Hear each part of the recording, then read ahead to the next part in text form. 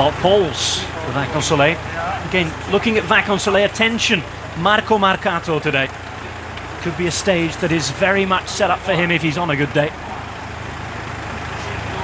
Danny Moreno on the left. Surprised to see him towards the back of this group. Of course, he won the Flèche Wallonne last week, was on great form there.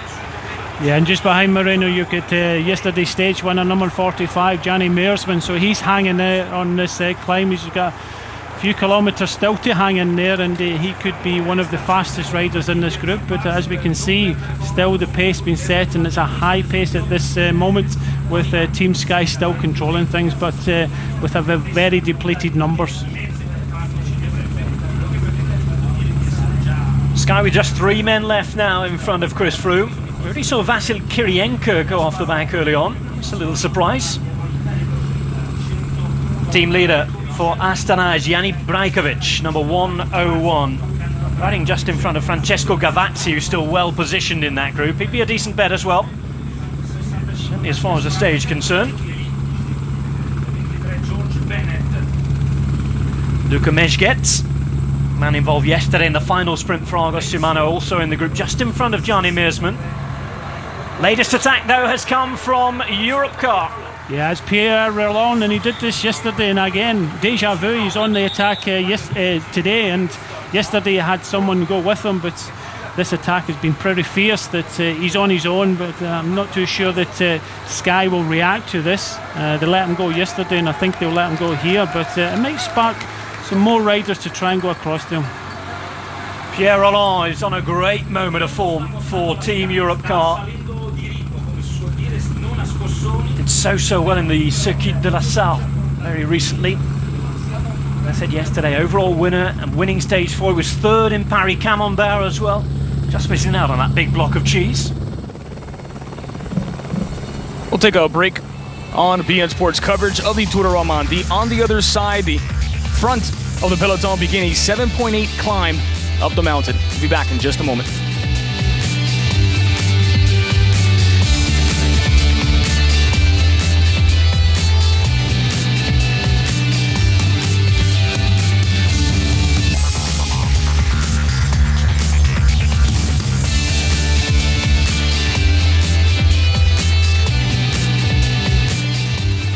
So just over 21 kilometers, 13 miles left in the race, and there's a challenging climb ahead. Chris Froome's lead has been trimmed down to 19 seconds going into this final stretch. For a more comprehensive look at all of BN Sports coverage, please visit our website at bnsport.tv. You can also follow us on Twitter. We love to read your tweets at BN Sport USA in English, BN Sport in Spanish. We now return to the Tour de Romandie in Switzerland.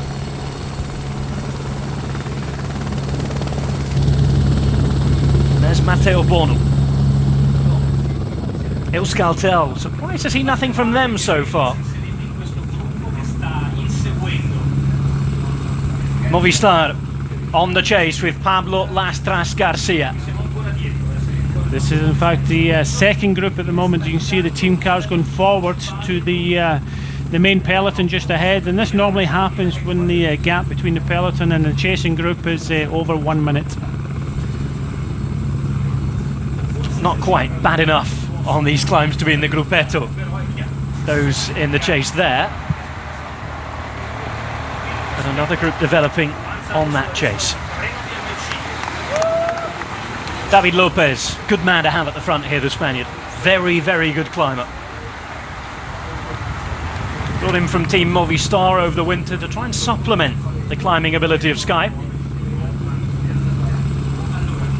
Alessandro De Marchi there for Cannondale. If you're looking at for Moreno Moser, by the way, number 75 is the number that the Italian's wearing.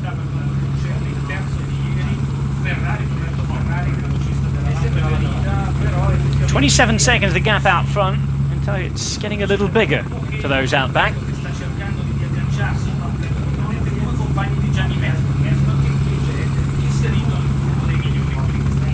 Julien Berard there, wearer of that green jersey. Peter Velits is the Omega Pharma Quick-Step man. Christophe van der Valle. There's Dimitri Kozenchuk as well. And for Euskaltel, Juan Jose Lobato, who was the man who got the first victory of the season. And this is a big piece of news. Marco Marcato in this chasing group now. He's a man who needs to keep pace. Yeah, it does look as if they're now in the cars and they'll try and pick their way through, but possibly the wrong time at the start of the next steepest parts of this climb. Looks like Brent Buchwalter for BMC, a big day for them, but this is the man setting the pace at the front, 33 seconds ahead, and on the overall classification he is 1 minute and 1 second down in Chris Froome. So Pierre Rolland on the hardest part of the climb here. Talking ramps of up at 8%. Here we go. Confirmation from our graphics department there. Pierre Rolland the attack. Sky have just eased it off a little. BMC were very, very interested. We've talked about the stage win possibilities for them today. They had a bit of bad luck yesterday with Steve Morabito puncturing, but thankfully for them it was inside the last 3 kilometres. So he didn't lose any time on GC. Morabito at the moment 32 seconds back. 34 seconds in front though. Pierre Rolland as he looks round. Well, Team Sky will be happy with BMC setting the tempo at the front. Takes a bit of the pressure off, maybe at the wrong time in the ascent, but they're definitely trying to do something. And Steve Morabito has got his troops in front of him and 3 riders to try and do something. We are inside the last kilometre of this climb. Edmondson for Team Sky just hanging on the back there, but so many other riders just in front, just looking easy. We've got a group of about 60, maybe just over 60 riders left, but this is the man in the front, 31 seconds ahead, needing 1 minute and 1 second. But if we get over this climb onto the tricky descent on the flat, it's going to be, for me, not enough. You're going to need a lot more time than this, because there's 15 kilometres on the flat all the way in towards the finish. 18 kilometres to go, 33 seconds the gap. Here we go, counter-attack time from BMC. Frances Desjeux going to put a rider in there to follow as well. Yeah, we did say Matthias Frank was one of the riders that BMC would try in the climb. It looks as if it's Matthias Frank. Thibaut Pinot, the white jersey wearer, the young rider competition leader, setting second place, and Team Sky now take control as BMC are going on the attack. Oh, Pinot giving it a go here, and that's very, very interesting indeed. Sky will have to react. Remember, Pinot in that white jersey, just 17 seconds off of Chris Froome's lead. That makes the racing very, very interesting here. Meanwhile, the encouragement for Pierre Rolland this climb continues. 1,000 metres, 1 kilometre to the top. 28 seconds at the minute. Again, you get the feeling that Rolland needs a little more here. And Rojano goes again. Rojano being followed this time by Robert Kieselowski. It's all kicking off now as we thought on this final climb, and Kieselowski having a go and Pinot having a go, and Sky really under pressure now. Rojano gets distance. He's already been on the attack and suffering, so a big final kilometre here in this last third category climb. Oh, this is wonderful to see. Not many of us were sure that there'd be much GC action today, but it's happening. Kieselowski with a brilliant attack. Pinot has the legs to go. Trying to bridge that gap all the way to Pierre Rolland, who's 25 seconds ahead of the peloton chasing. Rojano attempted to go, and here he goes again. Matthias Frank just beside him. Rojano's such a strong climber. And Morabito's now gone with him. Another GC man involved. We were just talking about him. Blanco are going to put their man there as well. Yeah, it looks to me like it's Hessink it's now gone after for Morabito here. So Robert Hessink, so it's all kicking off. Everybody realises that Sky are under pressure. They've got Lopez, they've got Richie Porte, 2 very good riders. So they've decided in this last kilometre to go on the attack. And if they can all combine together, get together in a 5 or 6 man group, this could actually go all the way towards the finish. Well, there's an Astana jersey involved as well. You have to think that it's Janis Brajkovic, or at least one of his lieutenants in the mountains. Valverde. And now Valverde, on his birthday. Everybody involved here, and the pressure continues to mount on the leaders of the race. We did not expect this. Pierre Rolland, in the meantime, takes maximum points for this third category climb. That's 6 points for him. And look at all these big names coming through. Sky, in the meantime, Froome only has 1 man left. You have to assume it's Richie Porte. Hence the reason all the pressure's been applied. They've seen Froome without much protection, and this race has really been blown apart now.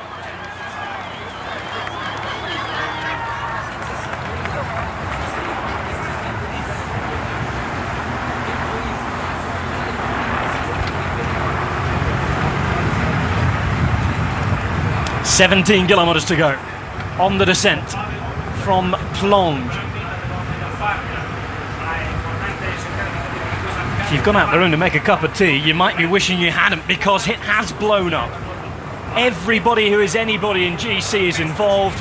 Chris Froome, Sky, Richie Porte are under pressure, and I have to say, as a fan of neutral racing, it's good to see this happening.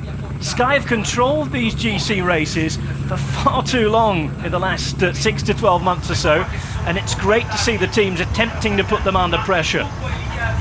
Pierre Roland's being called. It looks as though it's going to come all together again in the next few minutes, but the warning shots have already been fired. There's Thibaut Pinot at the front for Française des Jeux. Just behind him, Steve Morabito, Alejandro Valverde in the dark blue and green M of Movistar, the Spanish team. Janez Brajkovic is there, as is Robert Hazink of the Dutch team Blanco. And just behind them, they have the Sky Chasers with the rest of the peloton. This is Pavel Brut, the German, the Russian I should say at the end.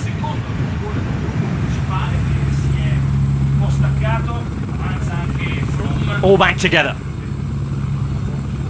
Froome up there and involved at the front. But there's been big selections made with those attacks, Brian. Well, everybody will take heart from this, and that's why we saw so many attacks. And Team Sky just down to Richie Porte and Chris Froome in this front group. We haven't seen the back of the group to see if there's anybody else made it. And for a lot of these GC contenders, like Valverde, Morabito, Hessink, they have to keep the pressure on, keep on the attack. They have to split up Richie Porte and Chris Froome. And we're going to see attacks, I think, all the way in towards the finishing here. So you might even be able to forget those medium sprinters we were talking about. This is GC playing out on what everybody thought was just another sprint day, looking at the profile in the road book. How wrong everybody was. This has been a magnificent last 20 minutes or so of racing, and it's set to continue inside the last 14.5 kilometres. That's the view down towards the Lac de Vienne. Beautiful part of the world. And again, we'll be using a lot of these helicopter shots on the way down, in through the wooded areas, as we look towards the back to Française de Greef of the Lotto Belisol team, the last rider there. This is where it starts to get pretty tricky. A bit smaller road, rougher road. We're off the main roads here, and yeah, pressure on. And Team Sky depleted in numbers all the way up that climb. And I think it surprised a lot of the riders how hard that was. This is a third category climb. Yesterday was a second category, and we had over this yesterday's climb we had over 140 riders. Today, a third category climb, you know, one step below, and it looks as if we've only got what, about 40-50 riders left in this front group. Remarkable. They just started building up one by one by one. Everybody was almost thinking, well, I can't afford to miss this move. They couldn't, and they didn't. Here is Hazink now putting in another dig. Being followed by what I assume is Steve Morabito. Meanwhile, at the back, Française de Greef bringing up the rear. Radio Shack man just in front of him is Jan Bakelants as well. Not men who you'd expect to be involved in the overall, but they're staying in touch with the group.